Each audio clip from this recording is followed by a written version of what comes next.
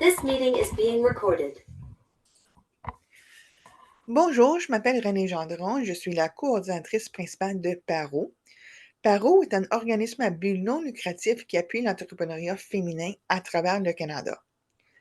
Nous offrons de l'accompagnement d'entreprises, des occasions de formation telles que les webinaires et des BizCamp, donc des cohortes, des ateliers pour apprendre des compétences en entrepreneuriat. Et nous offrons aussi du financement en termes de prêts entre pairs et un emprunt de jusqu'à 50 000 Aujourd'hui, nous sommes joints par Mélanie Gatt, coach Mel, et elle va nous informer comment augmenter son estime de soi. Mélanie, je vous cède la parole. Merci beaucoup, Renée. Alors, bonjour à toutes. Donc, aujourd'hui, on parle d'estime de soi, puis on va voir qu'évidemment, on va toucher de près ou de loin à la confiance en soi aussi.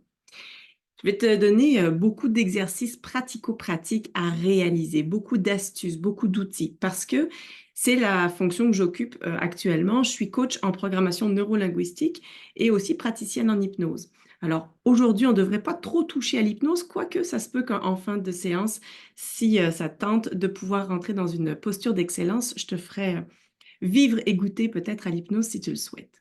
Et l'idée aujourd'hui, c'est vraiment d'aller voir un petit peu comment ça fonctionne dans ton cerveau et ensuite de donner ce boost-là à son estime de soi.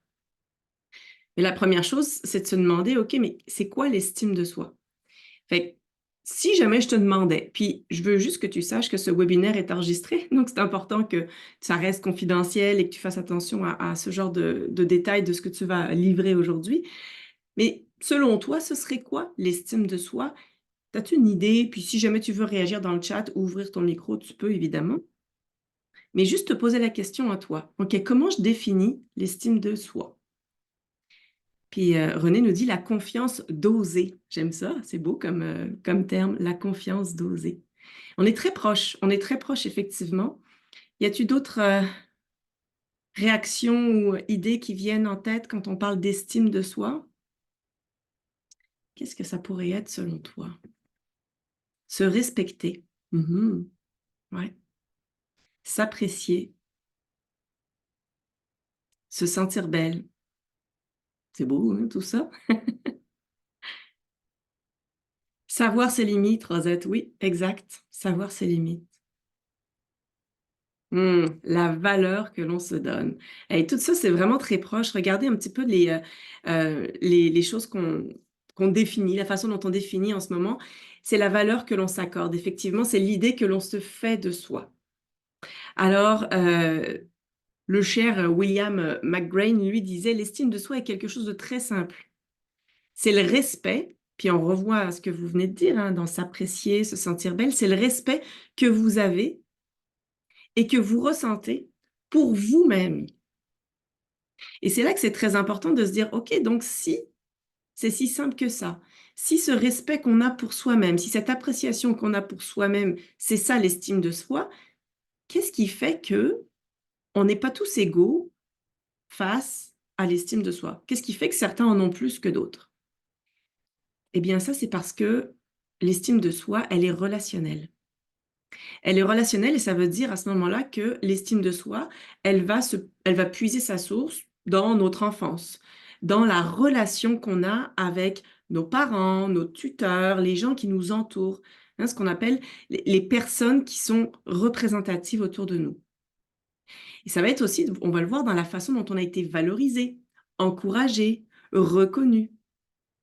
Imaginez le regard que votre tuteur, hein, la personne qui a été proche de vous, que ce soit vos parents, vos grands-parents, vos oncles, vos tantes, quel regard il a posé sur vous? Et comment le regard qu'il a posé sur vous est devenu le vôtre? Hein, des fois, on dit à un enfant, «Oh, t'es donc bien quelque chose». Ben, ça se peut que ce quelque chose, ça devienne automatiquement une chose qui se fait dans votre tête, hein, un lien. Donc, «Oh, t'es donc bien créatif». Et l'enfant va pouvoir se sentir créatif et être validé là-dedans. Mais on pourrait imaginer que cet enfant est bien agité, par exemple. «Ah, tu es bien agité, toi, dans la vie» et hop, l'enfant intègre cette valeur-là. Donc vraiment, le regard que les autres posent sur nous quand on est jeune devient le regard qu'on pose sur nous-mêmes. Et donc, l'estime de soi, si elle est relationnelle, et comme on est des êtres relationnels, eh ben, toute la vie, on va évoluer dans des relations avec ce jugement, qu'il soit positif ou négatif, qui va avoir une grande incidence sur notre estime de soi. Quand on est enfant, on fait des équations, un peu comme des équations mathématiques, mais des équations très simples. Imaginez le cerveau d'un enfant de 6-7 ans. C'est très peu mature, hein. On sait que maintenant, la maturité de cerveau, c'est 25 ans. Fait que vous pensez qu'à 6-7 ans, les enfants, ouf, OK, c'est encore très peu mature là-dedans. Donc, on va faire des équations très simples. Donc, par exemple, un enfant qui va grandir dans le fait que l'amour, c'est la joie, l'amour, c'est la sécurité, l'amour, c'est la liberté, eh ben, il va toujours associer l'amour à ces 3 mots-là. Mais imaginez comment un enfant qui aurait grandi quand dans l'amour, c'est quand je me fais rejeter, l'amour, c'est quand je me fais battre, l'amour, c'est quand je me fais abandonner, l'amour, c'est quand les gens sont indifférents à moi. Mais imaginez comment on grandit adulte avec justement ces équations-là. Et évidemment, ce qui est difficile, c'est que ces équations, c'est des programmes. En coaching, on va appeler ça des croyances, et ces croyances, elles vont guider notre vie. Et une croyance, c'est ce que je vais m'attendre à vivre. Ça veut dire que même si je n'en ai pas conscience, si dans mon esprit d'enfant, je me suis dit: «L'amour, c'est le rejet», je vais m'attendre, quand je vais être en amour, à vivre du rejet. Donc vous voyez comment ces équations-là, elles vont guider notre vie, mais de manière totalement inconsciente. Et c'est exactement ce qui se passe quand on regarde cette image-là avec l'image, de l'iceberg que vous connaissez. Si en haut, c'est la partie qui est consciente, c'est la partie qui est et qu'en bas, c'est la partie qui est plus immergée, qui est dans l'eau, qui est la partie non consciente ou inconsciente. Imaginez qu'il y a des courants marins, là. On pourrait imaginer qu'il y a des courants marins, donc en haut, en bas, qui vont vers la droite, hein, vers la partie orange, et des vents qui vont vers la gauche. À votre avis, de quel côté, si les vents et les courants vont de la même intensité, de quel côté va partir l'iceberg? Est-ce qu'il part à gauche ou il part à droite?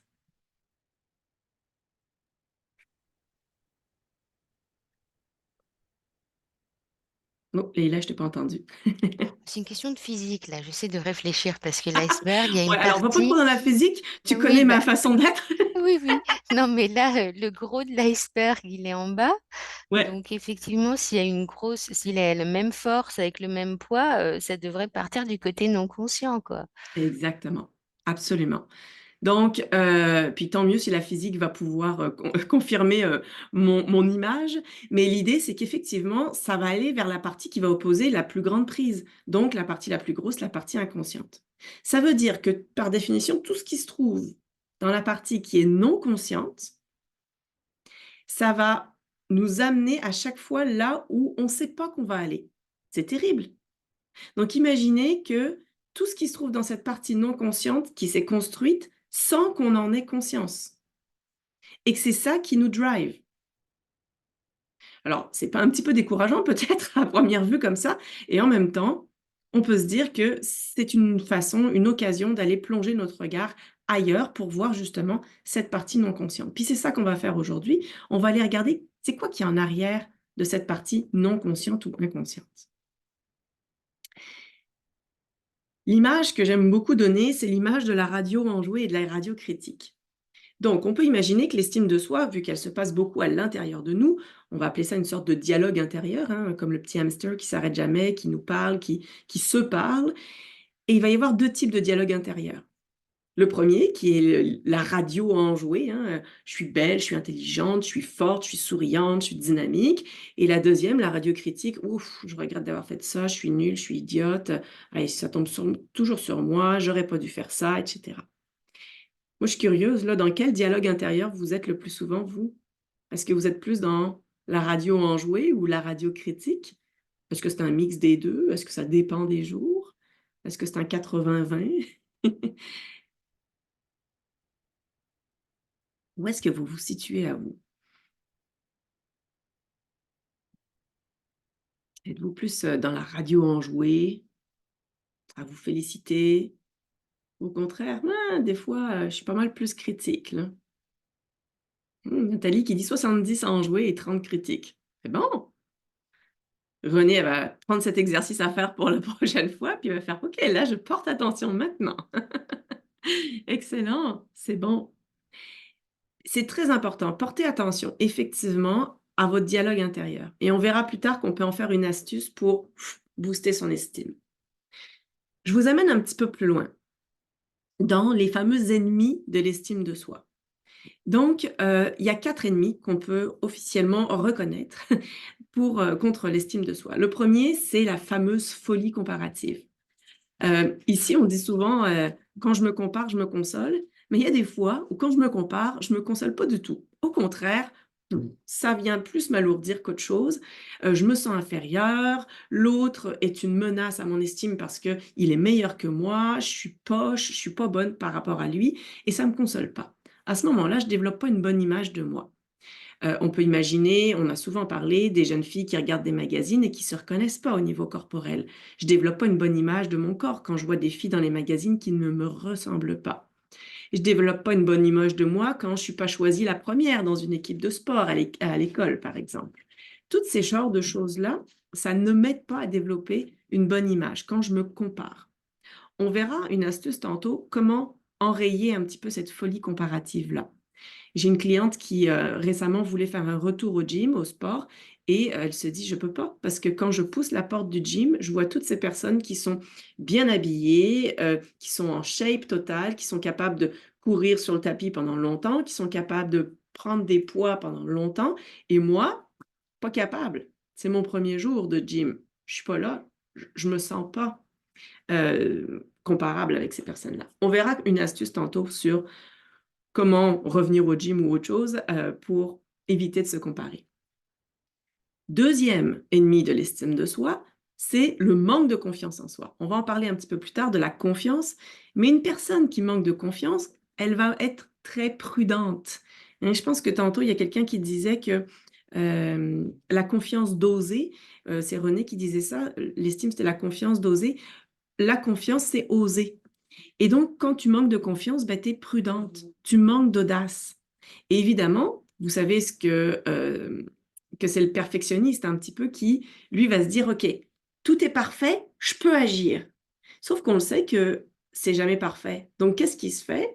Ben, il n'agit pas. Donc, si j'agis pas, ben, c'est la meilleure façon de ne pas être dans la perfection et en même temps, c'est la meilleure façon d'échouer. Parce que techniquement, le pire des risques, c'est de ne pas prendre de risques. Donc, quand on manque de confiance, notre estime, elle en prend un coup aussi. Parce que si j'agis pas, je vais me voir dans ce miroir de non-action et ça va me renvoyer cette image qui est que je ne passe pas à l'action, que je procrastine, que je suis pas capable. Et ça nous renvoie au troisième ennemi, la culpabilité. La culpabilité, c'est quand je me dis que ce que je fais, c'est pas correct. J'aurais pas dû faire ça. Bam, je tombe dans la culpabilité. Il faut faire attention parce que c'est aussi une excuse pour pas changer.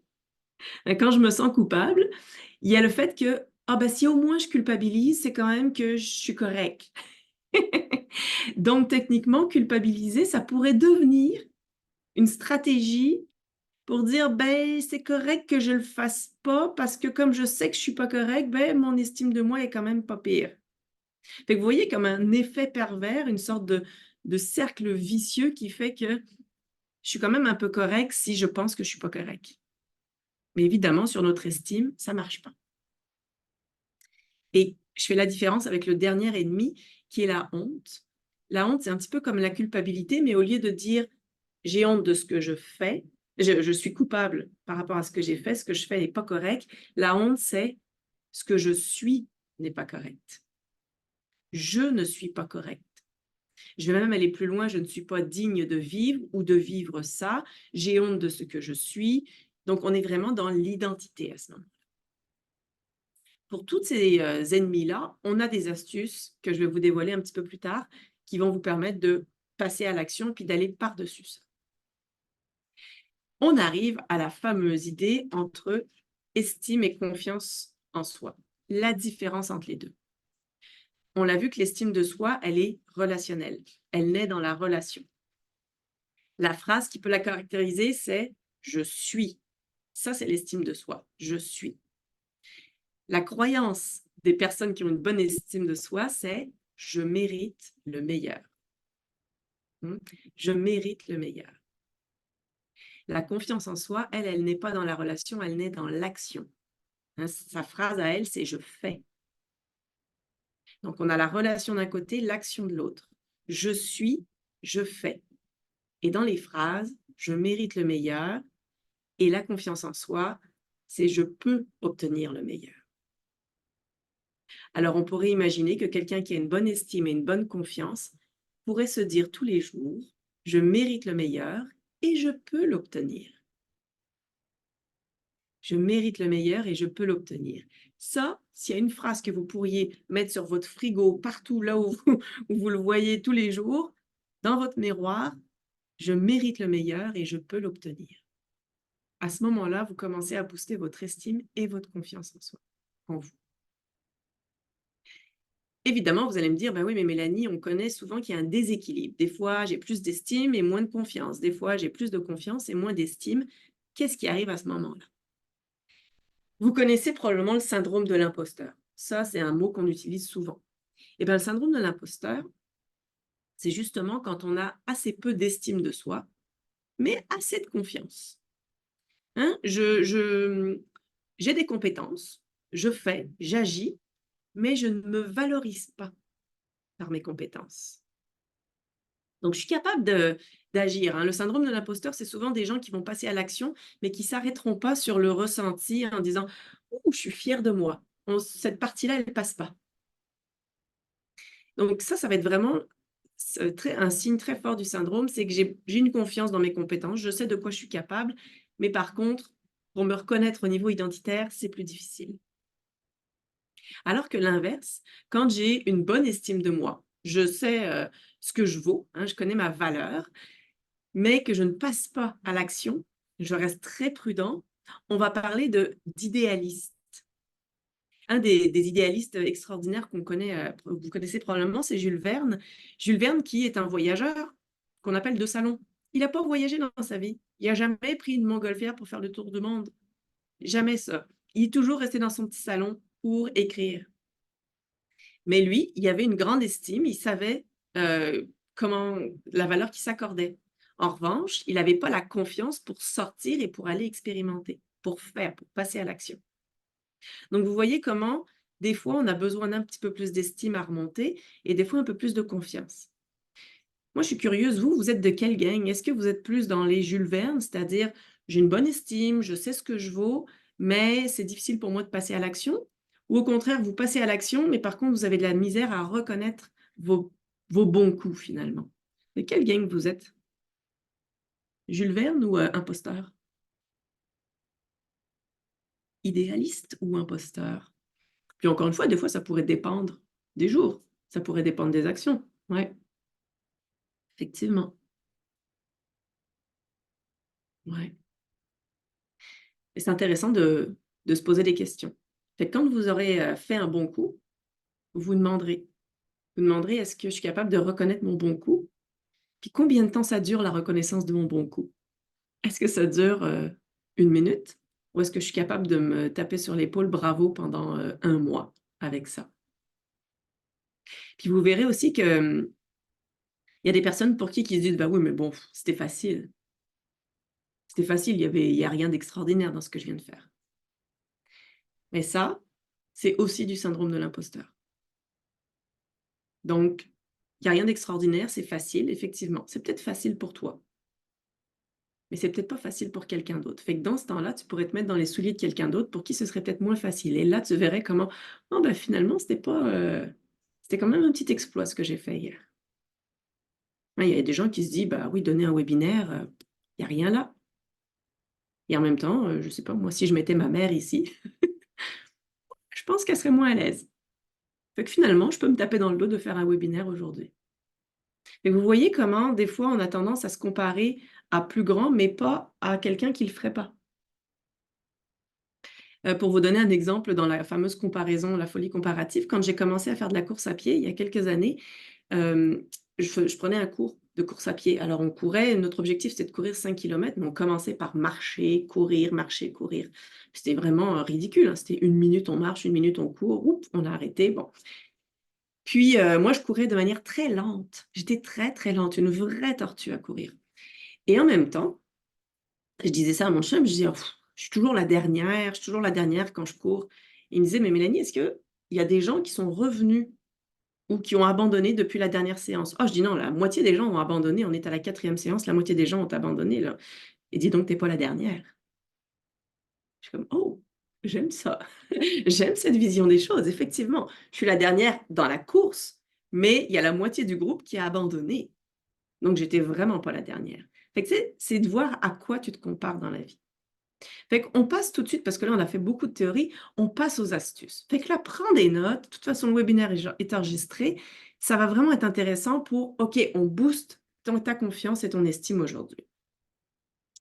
La première astuce que je te propose, que j'aime vraiment beaucoup, c'est celle de l'échelle ou de l'escalier, dépendamment comment tu la regardes, du succès. Si tu me suis en coaching, ou sur les réseaux sociaux, tu connais déjà cette méthode-là, qui est la méthode du plus petit pas possible, le fameux PPPP. Alors je dis souvent que ça pourrait être pain, patates et pâtisserie, mais non, c'est plus petit pas possible. En même temps, ça t'empêche pas d'aller manger des pâtisseries en même temps. Hem, L'idée du plus petit pas possible, c'est que souvent, l'erreur que tout le monde fait, c'est d'avoir un état ici, puis d'avoir un objectif là et de se dire: «Ouh, je vais faire un grand pas» entre les 2. Alors on pourrait imaginer que tu serais sur la première en bas de l'escalier, puis que tu voudrais sauter tout en haut de l'escalier. Évidemment, c'est, humainement impossible et puis même si tu essayes, tu vas probablement te casser le bout du nez sur la 2e ou la 3e marche et quand on se casse le bout du nez, qu'est-ce qu'on fait? Ben, on redescend encore plus et là, on fait comme: «Ben, tu as vu, je suis pas capable» et boum, on redescend dans notre estime. Objectif de la méthode du PPPP avec l'échelle du succès, c'est que quand tu te sens incapable de faire quelque chose, prends le temps de regarder en premier sur quelle marche tu es. Donc là, on a plusieurs marches. La première marche, c'est «je ne veux pas». La dernière, c'est «je l'ai fait». Aujourd'hui, pense à un projet là, à quelque chose sur lequel tu es peut-être, un peu indécise ou quelque chose où tu te dis: «Ah j'aimerais ça, avoir un petit peu plus de go là, de motivation, de drive à l'intérieur de moi». Puis regarde sur quelle marche tu es en ce moment. À quel niveau tu es? Es-tu sur «je ne veux pas», «je ne suis pas capable»? Es-tu sur «je ne sais pas», «je voudrais bien être capable», «je suppose que je pourrais essayer, je pense que je serais capable», «je suis capable, je veux, je l'ai fait». Où es-tu sur ces marches-là? Moi, j'ai une question, Mel. Vas-y, oui. Si on est à je ne veux pas, Mmh. ben, ne devrait-on pas arrêter tout de suite parce que c'est peut-être pas un projet dans lequel il faut s'embarquer? C'est une excellente idée et en même temps, je ne veux pas, c'est la première marche. Ça veut dire que moi, le premier exercice que je te ferais faire, c'est de regarder juste en arrière de toi, de tourner, puis de dire: «OK, c'était quoi le plancher qui est juste avant la première marche, je ne veux pas?» C'est quoi l'étape qui est juste avant? Puis, tu sais, des fois, consciemment, on se dit: «Bah, il y en a pas vraiment de marche», mais inconsciemment, il y en a une parce que sinon, tu as déjà fait un pas techniquement sur cette marche pour grimper sur «je ne veux pas». Ça part de quoi? Est-ce que c'est quelqu'un qui t'a dit quoi faire? Est-ce que, qu'est-ce qui a insufflé ça? Si tu es sur la marche «je ne veux pas», l'autre astuce que tu peux aller chercher, c'est: «Qu'est-ce qui ferait que je pourrais en avoir envie? Qu'est-ce qui me donnerait l'envie?» Parce que ça, au fond, quand on parle de «je ne veux pas», il peut y avoir 2 aspects là-dedans. Il peut y avoir, bah, qu'est-ce qui me permettrait d'en avoir envie et qu'est-ce qui me fait peur là-dedans? De quoi j'ai peur? Si je commence à vouloir faire ça, de quoi j'ai peur? Donc, il y a toujours cette idée de regarder la marche sur laquelle vous êtes, regarder la marche qui est en arrière de vous et même toutes les autres marches, il y en a plusieurs pour vous dire: «OK, d'où je viens? C'est quoi tout le chemin que j'ai parcouru jusque-là?» Et ensuite, quand vous êtes sur votre marche, regardez, c'est quoi la prochaine marche que vous voulez monter? Mais juste la prochaine marche, pas le pont au complet. Et là, ça fait-tu du sens pour toi? Ça? Ça a énormément de sens. Ouais, donc les 2 questions, qu'est-ce qui me donnerait l'étape d'avant, donc regarder un peu en arrière, qu'est-ce qui me donnerait l'envie et qu'est-ce qui me fait peur? Je trouve ça bien intéressant. Puis aussi, bah, moi, je regarde les étapes là. Moi, je suis du genre à passer de «je ne veux pas» à «je veux». Je saute un peu toutes ces autres étapes. Je pense que je ne suis pas la seule. Est-ce que ça, c'est bon? C'est pas bon? Mais non, c'est Beh, ça. C'est que souvent, on va passer de «je ne veux pas» à «je veux» d'un seul coup voilà, et on oublie toutes les autres petites étapes c'est ça. qui sont nécessaires. Qui sont nécessaires. Puis je comprends que quand on les regarde, on se dit: «Ouais, c'est-tu nécessaire de se dire, je ne suis pas capable?» Oui, c'est nécessaire. Puis ça se peut qu'on n'y passe pas tant de temps que ça là-dessus. Mais quand je veux pas faire un projet, puis que j'ai fait comme: «OK, j'ai compris de quoi j'ai peur. Bon, maintenant que j'ai compris de quoi j'ai peur ou ce qui me retenait, OK, je vais aller plus loin» et peut-être que la peur, c'était: «J'ai peur de pas être capable». Alors justement, des fois, en te posant la première question, tu arrives déjà à la prochaine marche. Parce que la prochaine marche, c'est: «Je suis pas capable». Puis je suis pas capable, OK, parfait. Prochaine marche, je ne sais pas.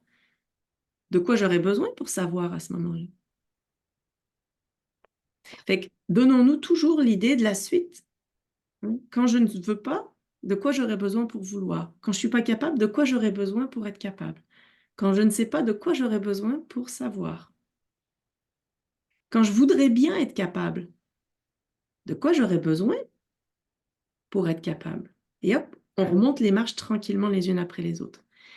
Plus on va se poser ces questions-là à chaque fois, puis je peux avoir, je peux comprendre que ça peut paraître un long processus, mais plus vous allez poser ces questions-là, plus vous allez sécuriser votre montée d'escalier et vous allez vous sécuriser intérieurement. Ça va pour ça? Fait que Oui, je oui. vous invite à l'essayer, OK? Hem, Y a-tu un projet auquel, tu penses en ce moment, Leïla, où tu es, sur une de ces marches-là? Oui, oui.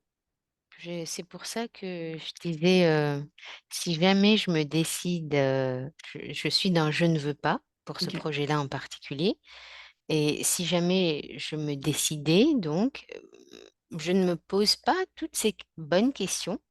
Mmh. Ah, je ne suis pas capable, je ne sais pas de quoi j'aurais besoin pour savoir, je voudrais bien être capable, Mmh. pour sécuriser justement ce projet. Puis je trouve ça très intéressant aussi du point de vue entrepreneurial, parce Oui, qu'on a plein de clientes qui sont dans la phase d'idéation, OK? Et donc elles sont souvent effectivement donc dans: «Je suppose que je pourrais ou je voudrais bien être capable». D'accord? exact. Et donc c'est ces marches-là, donc comment les amener justement à: «Je veux, je l'ai fait». Ça aussi, c'est donc je pense à moi, mais je pense à mes clientes également. Ouais. Hem, Parce que c'est elles qui vont réécouter ce webinaire, j'espère et je trouve que c'est vraiment, l'idée de sécuriser son avancée, son cheminement, en se posant ces questions est très intéressante. Donc l'idée Mmh. de sécuriser son cheminement, c'est ça que moi je retiens de ce schéma et voilà et moi, comme je disais, moi je passe, pas du coq à l'âne, mais je saute toutes ces étapes, je les grille, paf! Puis je Oui, pense que je suis pas la seule, mais mais non, voilà. Ouais c'est et ça, donc c'est c'est tout le pas monde on fait n'est pas ça. dans un cheminement, sécure, voilà. Exact. Et on se dit toujours: «Ah ben, OK, je dois faire ça, je veux le faire, go, j'y vais». Sauf que souvent, on va se planter parce qu'on aura été trop vite dans notre cheminement analytique. Donc c'est vraiment important de toujours se rendre compte de: «OK, sur quelle marche je suis? Qu'est-ce que j'ai déjà parcouru? Puis c'est quoi juste la prochaine marche?» Regardez pas trop, vous allez avoir le vertige, ça va vous sembler insurmontable, ça va vous sembler inatteignable. On va rester sur la méthode du plus petit pas possible. OK? Fait que ça, c'est la première astuce aujourd'hui, que je te propose. Donc ça, c'est vraiment, important d'y aller petit pas par petit pas. Deuxième astuce que je te propose aujourd'hui, c'est un exercice de visualisation. L'exercice se trouve quand même sur, la chaîne YouTube de Coach Mel, en version hypnose, mais je te donne les grandes lignes de cet exercice-là parce que tu peux le faire n'importe où, comme tu veux.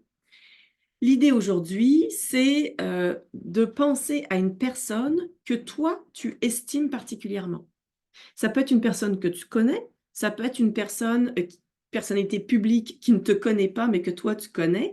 Donc, si tu veux penser à Brad Pitt, tu peux, mais pense à quelqu'un que tu estimes particulièrement. Bon, Brad Pitt, c'est peut-être pas celui que tu estimes le plus, mais peu importe, pense à quelqu'un.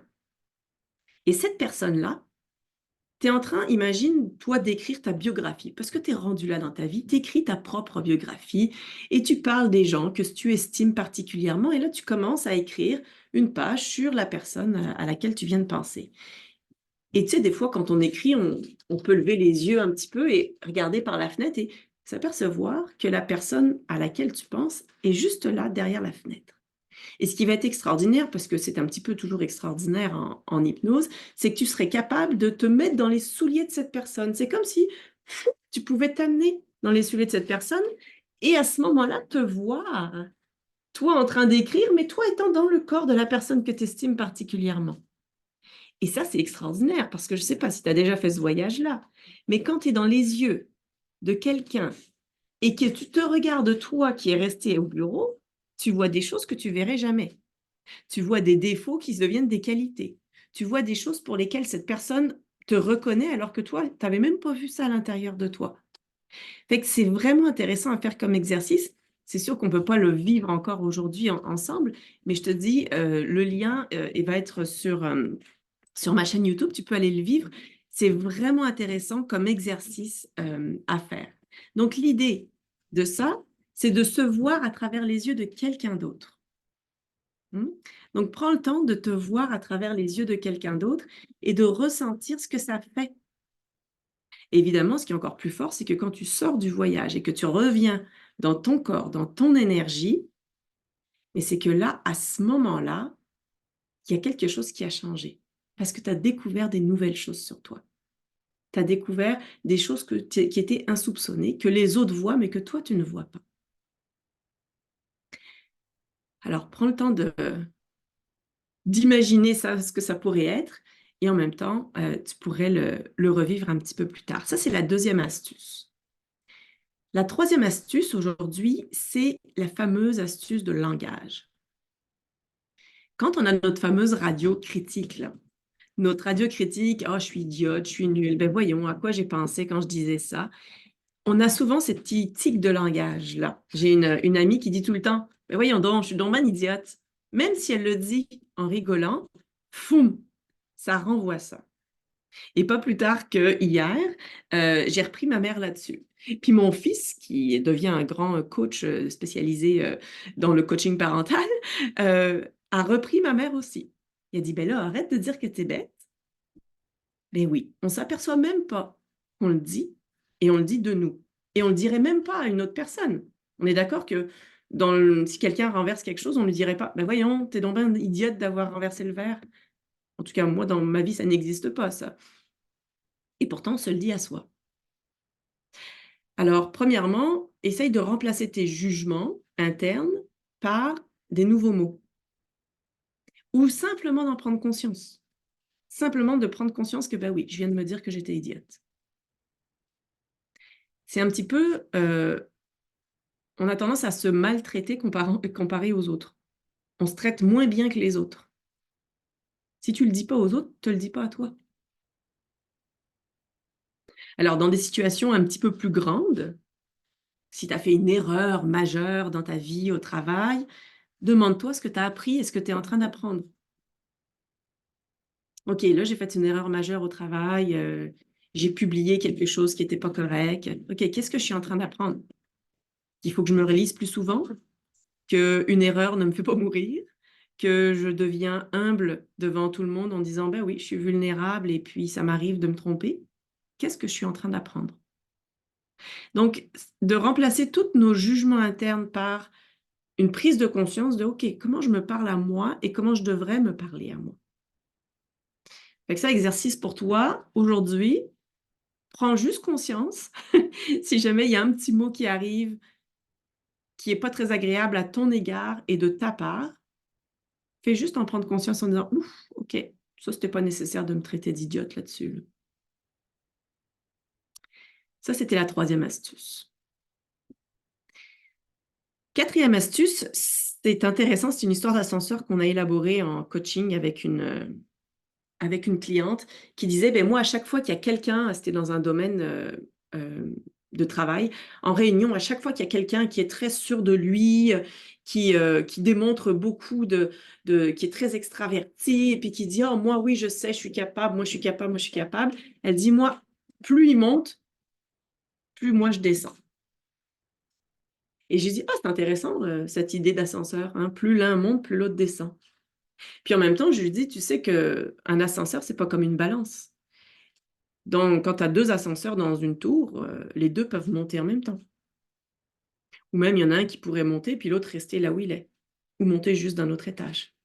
Il y a pas une notion de balance. L'ascenseur, ils sont indépendants». Fait que l'idée qu'on a mis en place avec elle, c'est de se dire, beh, quand quelqu'un décide de prendre son ascenseur d'estime et de monter très haut, mais tu peux faire ce que tu veux avec le tien d'ascenseur. Tu aucunement besoin de descendre. Tu pourrais rester là où tu es en ce moment, ou tu pourrais décider de monter un petit peu toi aussi. En disant, ben, si lui, il s'estime, pourquoi moi je m'estimerais pas aussi un peu? Donc on a souvent tendance à se dire, quand on entend quelqu'un qui, a une grande estime de lui, à faire: «Frouf». Aujourd'hui, je t'invite à prendre conscience de ton ascenseur et de dire: «OK, à quel niveau je veux rester? Je suis obligé de descendre au moins 25 quand quelqu'un monte au 50e étage? Non, clairement pas». Fait que juste encore une fois, des fois de prendre conscience, ça fait comme: «Oh OK, c'est vrai ça. Je suis en train de me diminuer parce que l'autre a monté, mais finalement, il pourrait bien monter et moi je pourrais rester au même niveau». Est-ce que c'est arrivé des fois, dans votre cas, que vous entendiez quelqu'un qui dise, du bien de lui parce qu'il a une très belle estime de lui, qui est tout à fait correct? On ne parle pas nécessairement de personnes vantardes là, mais oui, merci Leïla. Une stratégie très masculine en réunion pour écraser les voix féminines. Oui, puis dans cet exemple, c'était effectivement un homme, hem, mais des fois aussi on peut le faire sans s'en rendre compte. Hein, des fois on pourrait avoir, des femmes aussi qui vont s'exprimer comme ça aussi. Oui, mais ça, c'est un peu, la stratégie. Mais ça, c'est le monde animal. Ouais. Ça, c'est vraiment, moi je le note souvent, et effectivement, ils prennent toute la place et on se retrouve, bah, quand ils commencent à prendre la place, donc automatiquement, c'est pas que notre ascenseur descend, mais automatiquement, notre place se trouve réduite et on n'a plus de champ, justement d'action pour créer de l'espace. Et c'est la stratégie du guerrier, elle est tout le temps là. Nous, à Paro, il y a que des femmes, donc on est bien contents. Donc donc on n'a pas à dealer avec ça, mais ils font tout le temps ça et Mmh mh. après, osent lever la voix et prendre de la place quand cette ou ces personnes-là ont déjà pris toute la Mmh. place. Bonne Mmh chance. mh. Ouais, Ouais, c'est impressionnant, quoi. Mais c'est bon ouais. d'en prendre conscience parce que comme ça, les femmes avocates souvent prennent avant eux la place, dégage, je prends la place. Ça, je l'ai vu aussi, c'est assez drôle, pardon. Audrey? Moi, je voulais témoigner, je me suis souvent retrouvée dans le cas où je réalise, je constate que quelqu'un se sent comme se ratatiner, puis diminuer de l'ascenseur parce que la personne est en train justement de prendre un peu trop de place et souvent, moi, mon rôle, c'est le fait de le constater, j'interviens pour que celui qui prenait trop de place se rende compte qu'il en prend trop et surtout, en fait, j'interviens pour rassurer le groupe ou rassurer les autres personnes qui pourraient se sentir dans ce cas-là. C'est: «OK, elle est en train de nous dire ça, mais toi, qu'est-ce que tu penses?» C'est pour donner la chance aussi aux autres de remonter, de plusieurs étages si Oui, puis c'est assez impressionnant de se rendre compte physiquement, dire la tête des gens ou oui. ce qui se passe, dans leur corps, des tu sais, des regards qui se perdent ou ouais, je trouve qu'on a aussi notre rôle à jouer en tant qu'alliés pour, heu, rassurer l'autre, tu vois? De Oui. de de réaliser ça, puis de venir à l'aide, de venir au secours. des gens qui pourraient se sentir un peu ratatinés. Mais par rapport Exact. aux hommes, moi, je suis pas tout à fait d'accord parce que, étant dans un milieu très féminin aussi, le, cette éventuelle présence de l'homme dans cette circonstance me manque. Pour quelque part aussi euh, avoir des modèles d'estime de soi ou de confiance en soi pour me tirer vers le haut. Enfin, quand toi, tu disais un peu plus tôt, pense à quelqu'un qui, pour qui tu as beaucoup d'estime ou autre, ben, j'en ai pas beaucoup. Et dans le passé ou à d'autres circonstances, je me rends compte que c'était souvent des hommes que j'avais, qui m'inspiraient, tu vois, ou pour qui, oui, ou que leur confiance en eux m'inspirait. Et je trouve que dans les femmes, c'est pas si flagrant. Ou alors je suis peut-être pas entourée de ces personnes-là. C'est un bon exemple, effectivement. Puis, on va chacun, par nos expériences de vie, par nos expériences de travail, avoir des réflexes différents. Donc, tu sais, Leïla puis Audrey, tout se vaut, hein. Il n'y a pas de stratégie qui est moins bonne ou bonne. Ou, si on a plus une attirance avec une certaine énergie masculine, puis je veux vraiment employer le mot énergie parce que c'est intéressant de voir comment, oui, il y a eu toute une histoire féminine et masculine, mais il y a une énergie quand même qu'on peut aller chercher. Et de la même façon qu'on peut aller chercher cette énergie féminine aussi.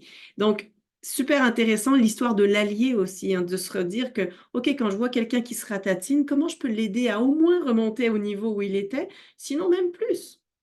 Et ça, c'est intéressant parce que ça fait vraiment du pouce avec la prochaine astuce. Mon idée est un stylo. C'est une des premières personnes avec qui j'ai jasé en coaching. Puis elle me disait, ben moi, j'ai vraiment de la difficulté à amener mes idées sur la table. En réunion, là, c'est pas facile pour moi d'avoir une nouvelle idée puis de l'amener. En fait, j'ai des nouvelles idées, mais je les laisse, je les garde à l'intérieur de moi. J'ai de la misère à les amener sur la table. Alors, je dis, et si jamais tu décidais que ben, ton idée, c'était un stylo? Et c'est comme ça on est parti en se disant que c'est un petit peu finalement, c'est de la dissociation, hein. C'est comme se dire, au lieu que ce soit moi qui apporte mon idée, j'apporte un élément sur la table qui est complètement distinct de moi. C'est un stylo. Et puis les gens pourraient dire, OK, ben, une fois qu'il est sur la table, il ne m'appartient plus. C'est plus moi. Donc, quand les gens vont commencer à critiquer l'idée, parce que c'est ce qu'on doit faire, c'est de brainstormer autour de cette idée, des critiques constructives évidemment, mais on va critiquer le stylo et non pas moi personnellement. Parce que souvent, quand on apporte une idée, on la garde pour nous. Puis ensuite, quand on l'apporte, on la garde personnelle. On se dit, ben, si les gens critiquent, c'est que c'est moi qui n'étais pas correct avec cette idée-là. Alors que si j'apporte une idée comme un stylo, puis le geste hypnotique que tu peux faire, ça, c'est vraiment extraordinaire. En réunion, c'est très facile d'avoir un stylo dans la main. Fait que tu pourrais dire, hey, j'ai une idée. Et tu poses ton idée sur la table. Fait que tu as posé ton stylo sur la table et ton idée est sur la table. Fait que visuellement, tu vois ton idée sur la table. Et si elle se fait critiquer parce qu'elle est de couleur orange, eh ben c'est pas grave, tu en as une autre qui est de couleur jaune juste à côté, puis tu peux la sortir aussi. Parce que c'est pas ton idée qui se fait critiquer, c'est le stylo. Fait que ça, c'est la stratégie de dissociation, hein. C'est comme si je me mettais à côté de mon idée et qu'elle ne m'appartenait plus. Ça, c'est une belle façon de commencer à dealer avec la dissociation, à dealer avec le recul que je peux avoir sur ce que je propose. C'est pas moi qui suis sur la table en train de me faire critiquer, c'est mon stylo. Donc ça peut aider aussi les gens qui ont des fois tendance à se rabaisser ou à se freiner parce qu'ils se disent: «Beh, qu'est-ce que les gens vont dire de moi?» alors qu'en fait, c'est ce qu'ils vont dire de mon idée. Donc comment je dissocie mon idée de moi? Fait que ça, c'est une stratégie que j'aime particulièrement, réutiliser parce que, elle fonctionne quand même assez bien. La dernière, astuce que je vais vous proposer aujourd'hui, puis elle aussi, elle est sur la chaîne YouTube en auto-hypnose, c'est d'incarner ta posture d'excellence. Je te donne quand même les grandes lignes, on l'a toujours fait, toutes les astuces que je vous propose, c'est des astuces généralement que, soit j'ai élaborées avec des clientes en coaching, soit parce que on les a apprises, mais la plupart du temps, on les élabore avec, les clientes. Alors, cette cliente, c'est en milieu entrepreneurial. Elle dit: «Moi, on dirait que quand je rentre dans un réseautage, les fameux 5 à 7 de réseautage d'entrepreneurs, elle dit: «Pouf, je prends un peu mon trou là, c'est pas facile, j'ai pas confiance, je manque, tu sais, d'estime pour le coup». Je dis: «Oh OK». Alors on a fait une visualisation. C'est d'imaginer, puis tu connais les champions de ski ou de patin à glace qui font leur préparation mentale, puis s'ils se voient en train de dévaler la pente alors qu'ils ne sont pas du tout, sur la pente, c'est la même chose. L'idée, c'est de te visualiser en rentrant dans ce 5 à 7 avec la posture que tu aimerais avoir. Puis là, tu peux utiliser tous les sens. Donc, qu'est-ce que tu aimerais voir quand tu es dans ta posture d'excellence? Quand tu entres, dans ce 5 à 7, dans ce réseautage-là, qu'est-ce que tu aimerais voir? Qu'est-ce que tu aimerais que les autres voient de toi? Ça, c'est intéressant. Comment les autres te voient? Qu'est-ce qu'ils voient au niveau de ta posture? Qu'est-ce qu'ils voient au niveau de ton visage, de ta respiration? Qu'est-ce qu'ils voient de toi? Ensuite, tu vas utiliser tout ce qui est auditif. Qu'est-ce que tu te dis à toi quand tu es dans cette visualisation? C'est quoi ton petit dialogue interne? Tu sais, ta radio critique ou ta radio enjouée? Qu'est-ce qu'elle dit, ta radio enjouée, à ce moment-là? Et tu vas même aller pouvoir imaginer ce que les autres pourraient dire de toi. Hein, quand je rentre ici, les autres disent de moi ce qu'ils disent de moi. Donc là, on a déjà 2 sens, la vision puis l'ouïe. Ensuite de ça, tu peux aller chercher dans le kinesthésique. Donc, c'est tout ce qui va être en lien avec, OK, l'énergie que tu dégages, les gestes que tu fais. Comment tu te sens dans cette énergie-là? Comment tu marches? Ça a l'air de quoi quand tu marches, quand tu rentres dans ce 5 à 7-là? Fait que juste de te positionner, de te visualiser comme un pas plus loin, de voir la façon dont tu aimerais être. Ce qui est génial, c'est que le cerveau ne fait pas la différence entre le réel et l'imaginaire. Je ne sais pas si tu m'as déjà entendu dire ça, mais tu pourrais imaginer en ce moment que tu es un bon citron dans la main. Tu sais, les citrons qui sont mûrs à point, qui sont légèrement un petit peu huileux, graisseux, avec une belle texture, que tu sortes ton super couteau de poche, que tu le coupes, que là, le jus commence à couler dans ta main, puis qu'ils te prennent une idée un petit peu folle de croquer dans le citron, là.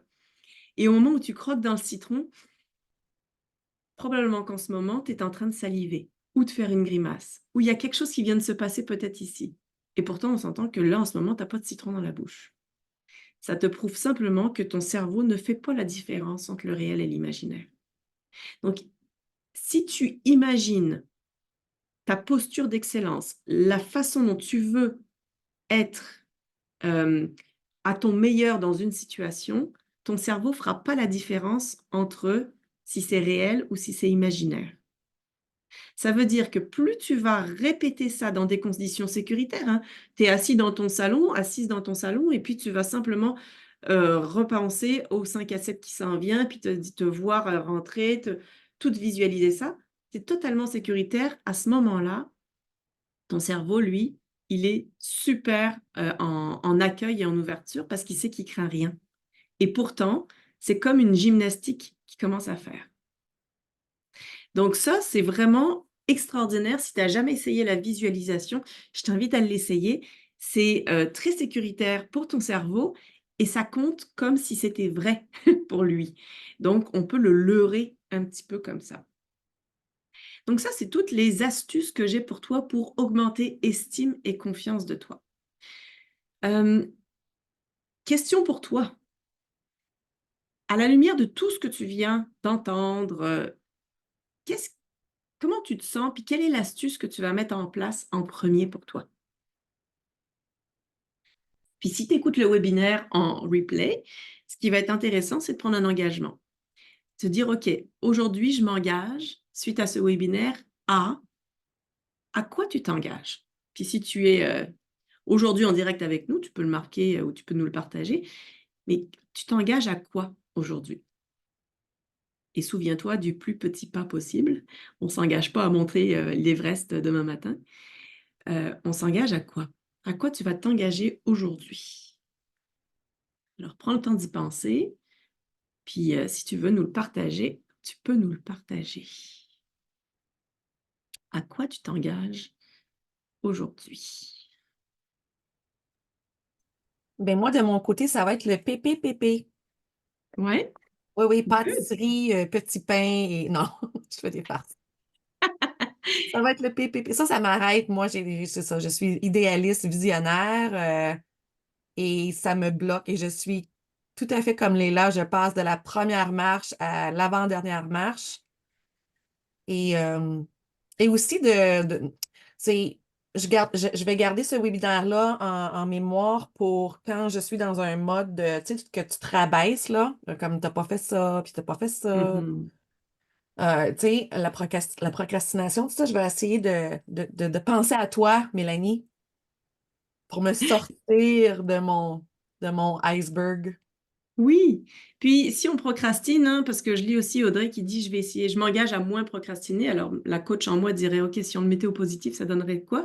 Je m'engage à plus, ce serait quoi le verbe que tu pourrais mettre? C'est important de mettre nos engagements au positif. Mais la procrastination, c'est souvent soit il y a un désintérêt, soit on a peur de quelque chose.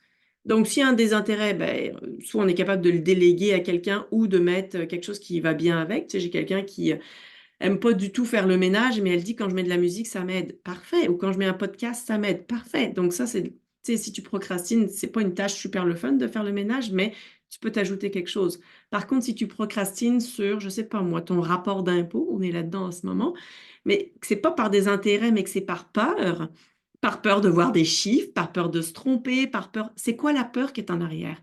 Juste de la nommer, ça va t'aider dans ta procrastination. Parce que souvent, on a tendance à se dire, ben, je procrastine. OK, mais je procrastine pour quelle raison? À quoi Parce ça que je suis en sert de train de faire procrastiner? autre chose. Comment? Parce que je suis en train de faire autre chose. Je suis en train de Ouais, faire quelque chose de moins important. oui, Tu vois, au lieu de absolument. mettre la priorité en avant, puis que je suis en train de procrastiner, je suis en train de faire une babiole qui est pas Ouais. urgente ou qui est pas en lien avec le travail et qui m'intéresse Et, davantage. C'est pas et forcément voilà. par peur, c'est de déterminer ce qui est plus ou moins, ce qui est plus important, Oui. finalement. Mais tu l'as nommé, c'est je fais quelque chose qui m'intéresse davantage, Ouais. qui va me stimuler davantage. Fait que des fois, on a, je sais pas, notre comptabilité à faire qui est d'une platitude absolue, quelque chose on a déjà fait, on n'a rien à apprendre. Et quand on est des personnes qui avons besoin d'apprendre et d'être stimulées intellectuellement, ben, on est plus challengé par la nouveauté qu'on devrait. Oh, tiens, si j'allais apprendre quelque chose de nouveau aujourd'hui, plutôt que d'aller faire des choses de routine. Fait que ça va être intéressant. Ce sera probablement pour un prochain webinaire, mais c'est de savoir c'est quoi qui nous motive dans la vie. C'est quoi tes leviers de motivation à toi? Fait que ça, c'est aussi une bonne chose pour la procrastination.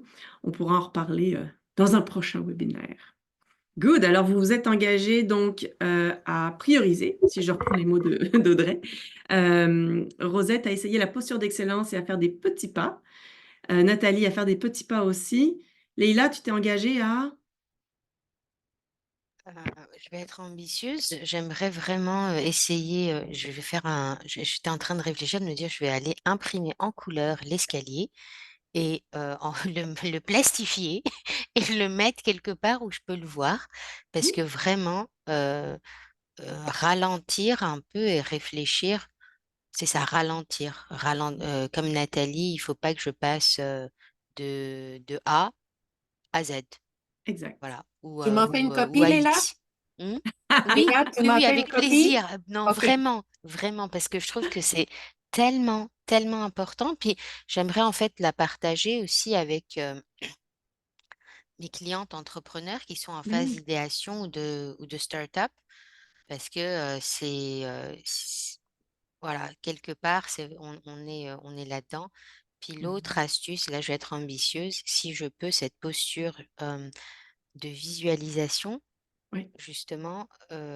Donc, euh, comment, euh, comment j'aimerais me voir, comment j'aimerais que les autres me voient, qu'est-ce que j'aimerais entendre de moi, qu'est-ce que j'aimerais que les autres entendent, comment, voilà, c'est aussi ça, c'est je bon trouve ça. que c'est un exercice plus compliqué quelque Oui, part, mais qui vaut le coup si on a un projet justement. Donc, absolument, absolument.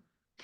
Puis je vous mets des, un des liens dans le chat comme ça, au moins, vous aurez l'accès à la chaîne YouTube. C'est une des auto-hypnoses dont je vous parlais. Il y en a d'autres, donc vous pouvez aller les regarder en ligne pour vous. René, est-ce que tu veux créer un engagement pour toi aujourd'hui? Il y en a tellement. Donc, au commencement, j'ai dit je ne porte pas attention. Oh, pardon, j'avais cliqué le lien pour que ce soit assez. Bon, c'est pour ma voix. Donc, au début de la session, il y avait une question de porter attention au dialogue interne. Donc, j'aimerais quand même porter plus attention. Et je trouve que je suis portée en action, mais je passe du dernier pas au premier pas. Et des fois, quand je ne vais pas à travers la prise de conscience de la décision. Donc, est-ce que c'est vraiment quelque chose que je veux faire, que je dois faire? Est-ce que c'est dans mes intérêts? Je le fais de toute façon. Mais si je peux au moins être plus consciente de ces étapes, de ces pas à suivre. Donc, en espérant que ça me rend plus productive, plus axée envers mes buts et non les buts des autres, et plus portée à avoir des limites saines. Mhm. Donc, Absolument. parce Puis que ce qui est intéressant, c'est qu'au fur et à mesure que tu vas franchir ces pas-là, tu vas les franchir de plus en plus vite.